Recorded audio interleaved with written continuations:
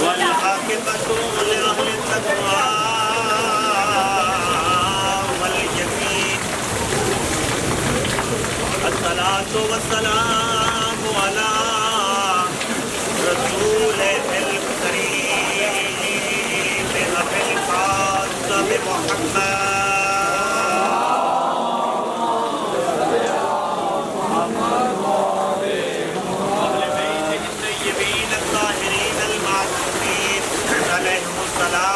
والسلام خصوصاً بقيات الله العظم حجر الله تعالى فرجه الشريف أما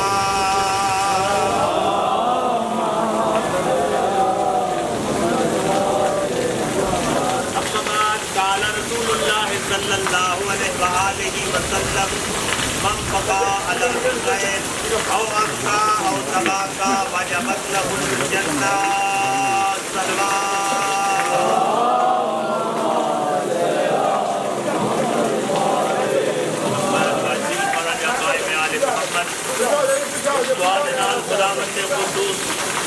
بانیان اہتمام تمام ازاداران فرصت ظاہرہ یہ حاضری اس پر سے مولا قبول اور منظور فرمایا خدا نے جس طرح ازاداری سید الشہداء ایک رحمت ہے ایک نعمت ہے اور خدا کی خصوصی رحمت بھی شامل حال ہے لہذا کوئی موسم کی پرواہ نہیں موسم چاہے جیسا ہو ازادار سید الشہداء ماتمدار کربلا والوں کو ماننے والے کے لیے موسم کی کوئی پرواہ نہیں ہوتی اور عزاداری سید الشہداء علیہ السلام یہ عزاداری ایسا مشن ہے ہو سکتا ہے کوئی کہے کہ ہماری شاہ رگے حیات ہے عزاداری ہماری بقا ہے اور عزاداری سید الشہداء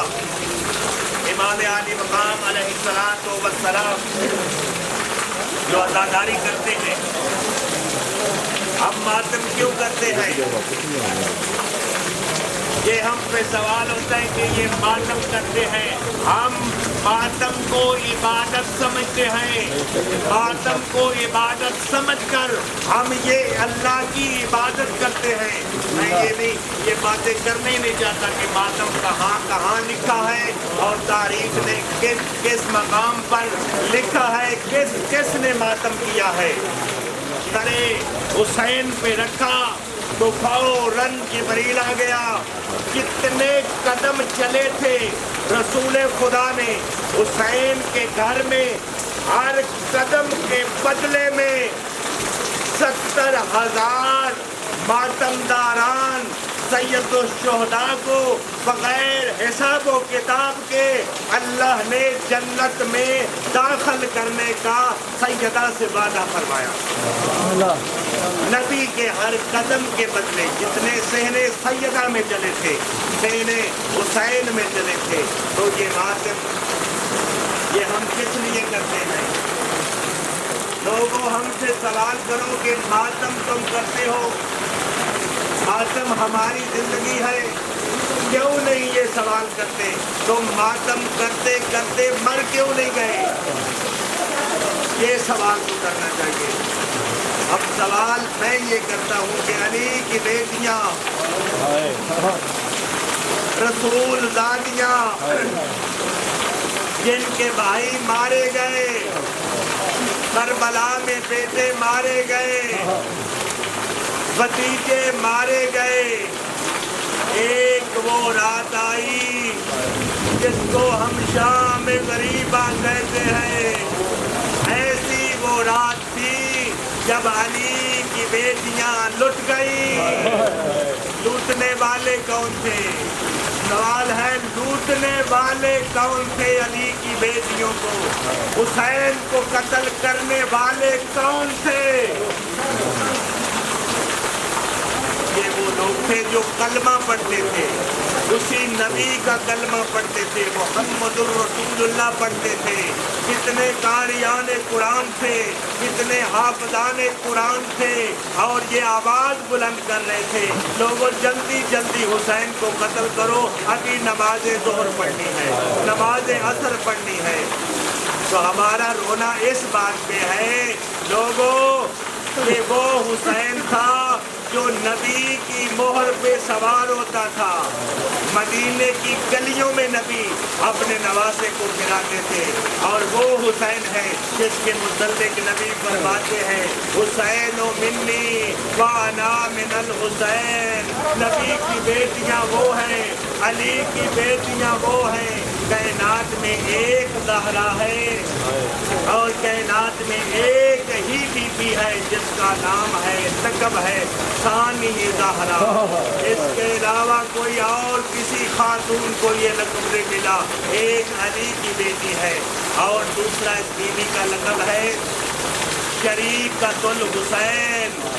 आलिया की अजमत को देखना हो तो इन दोनों अलकाब से देखें, सानी ज़हरा और शरीकतुल हुसैन। सारे हुसैन में जो शरीक हो, इसीलिए मकातिल ने लिखा जब ये जुल्म भरी रात भाई के कातिल, भाइयों के कातिल, बेटों के कातिल, जब इन्होंने ये आम रवायात में पढ़ते हैं जाकर उलमा कि रात हो गई थी, मैंने मक्तल में पढ़ा है रात नहीं थी, अभी दिन खड़ा था, दिन की रोशनी थी, लूटने वाले अली की बेटियों को लूट रहे थे। दिन की रोशनी में बीबी आलिया के खैमे में एक जालिम आया, एक जालिम ने आके देखा, सैयद सज्जाद का खैमा था, जालिम ने देखा एक चमड़े के बिस्तर पे सैयद सज्जाद है।